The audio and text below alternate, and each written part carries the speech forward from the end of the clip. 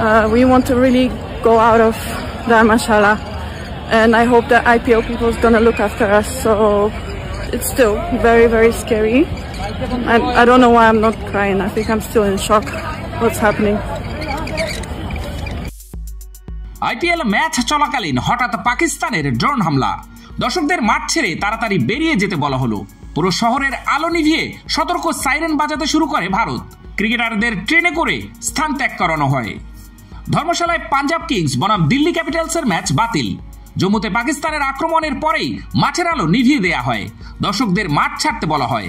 এরপরেই ম্যাচ বাতিল করার সিদ্ধান্ত নেওয়া হয়।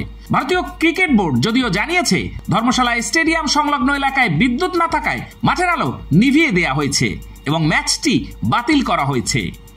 ধর্মশালায় আরও একটি ম্যাচ ছিল, তবে সেটি আগেই আহমেদাবাদে সরিয়ে নেওয়া হয়েছিল, কিন্তু বৃহস্পতিবারের ম্যাচ সরানো হয়নি।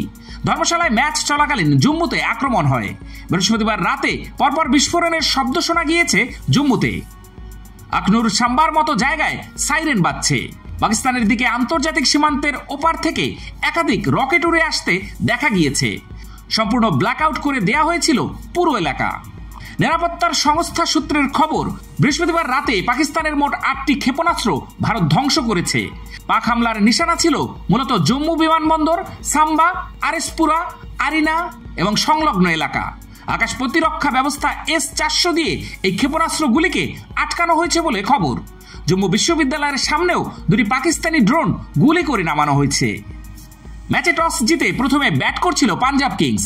10.1 ওভার খেলা হয়েছিল, তারপরে মাঠের আলো নিভতে শুরু করে। পিয়াংশ আর্য 34 বলে 70 রান করে আউট হয়ে যান। অন্য ওপেনার পবিসিমরন সিংহ 28 বলে 50 রান করেন। 122 রান তুলে ভালো জায়গায় ছিল পাঞ্জাব। এই ম্যাচ জিতলেই প্লে অফে উঠে যেত তারা, কিন্তু ম্যাচ বাতিল করে দেয়া হয়েছে। ধর্মশালায় বৃহস্পতিবার ম্যাচের আগে ভারতীয় সেনাকে বাহবা জানানোর সিদ্ধান্ত নেওয়া হয়েছিল।